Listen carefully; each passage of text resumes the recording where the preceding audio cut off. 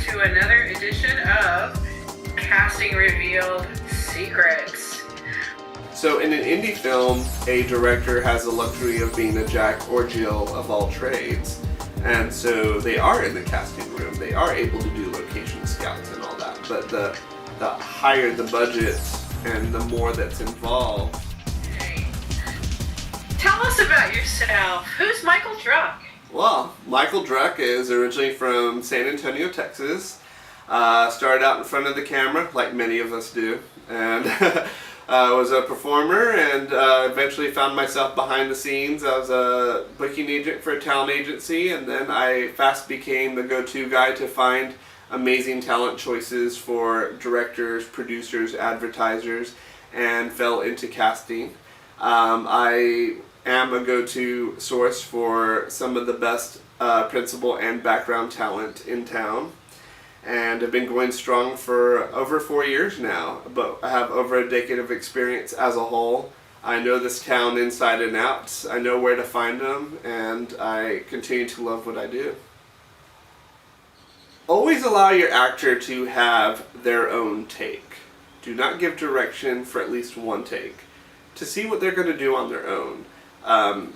You can tell right away if an actor is well trained or overtrained, how many tools they have in their bag, but at the end of the day, before you bring that actor on your set, you're going to be able to see what they can do when the going gets tough and the pressure hits and there's a deadline. Fruition. I do like the director in the room. If the actor isn't going to do it in front of the director, they are not going to do it on an expensive set. They need to already get used to having that director watching them, having not just the director's eyes on them, but having a crew of 50 to 100 other people watching what they're doing and having to do the same performance take after take after take, and being able to take that criticism and direction with all these other elements happening. I like that. And at the end of the day, the director is your coach, is your mentor, is the actor's friend and foe. So it behooves the actor to already get a feel for what the director is going to want in the audition room and callback session, hopefully, and hopefully they will get that booking. But if they're uncomfortable with eyes on them, especially the directors, then they really are picking the wrong profession, and they need to get over that really fast. Because all these A-listers, all these people who make $20 million a film, they are comfortable with a whole parade watching them while they're shooting. And that's just how actors and directors need to understand why it is important for a director to be in the room. And that's the part of the process I like, is to see that little green light go off on the top of the director's head, or whoever the decision maker is, to know that they've found the right person for their project. Like, that's the part I love most about my job. A favorite aspect of casting that I like is when we do casting searches. When we're trying to find that needle in the haystack that the director and the writer have specifically written and that they're looking for in our local community. Instead of saying going to LA and New York, of course, you always got to look in those markets. But it's really interesting to try to see what talent we can find in our own backyard. When you bring a production to Austin, Texas, you're bringing a lot of film history with you, and you're bringing an established crew, if you will. Established team is more what I want to say. You don't have to start from scratch like you would in other rural areas or other places where, say, tax incentive might be more enticing. Everyone here knows what they're doing, from gaffers to costumers, casting, actors. It's a really rich market with not only amazing locations, but the goods to back it up. And you have rich diversity as well. Everyone's always talking about, I want a real ethnic looking, I want real Asian American, I want real Indian American, I want real African American. There's so many choices here, and you don't have to fly in these people from other markets to get the shot that you need, or to create, to tell the story that you want to tell. It's all here, all local hire. Great. Well, let's wrap this up for today. Do you have any final thoughts? Anything else you want to impart to the directors of America that want to come to Austin and hire you? Definitely.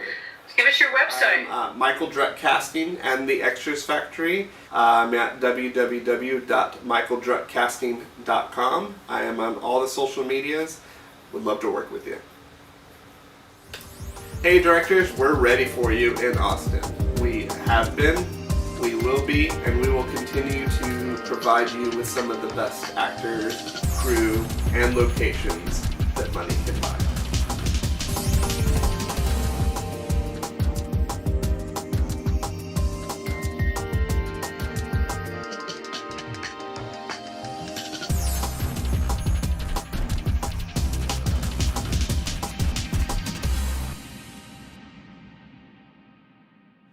Our Texas incentives are a work in progress. I believe every state experiences the roller coaster, if you will, with legislation and film incentives. We've seen many neighboring states and many faraway states have their moment in the sun where all of this production keeps going to their town, and then they realize that they don't have the funds and the support to back up all the work that's coming in, and therefore it collapses.